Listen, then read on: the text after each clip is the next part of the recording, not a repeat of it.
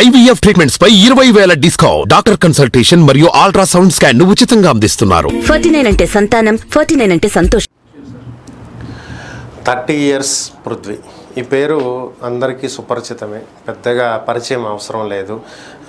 గత ఎన్నికల్లో అంటే 2019కి ముందు ఎన్నికల్లో వైఎస్ఆర్ కాంగ్రెస్ పార్టీ తరఫున ప్రచారం చేసి SVBC చైర్మన్గా పనిచేసి ఆ తర్వాత వచ్చినటువంటి పలు ఆరోపణల దృష్ట్యా పదవి పోగొట్టుకుని తరువాత జనసేనలో జాయిన్ అయ్యి పవన్ కళ్యాణ్కి సపోర్ట్ చేస్తూ వచ్చినటువంటి వ్యక్తి అందరికీ తెలుసు.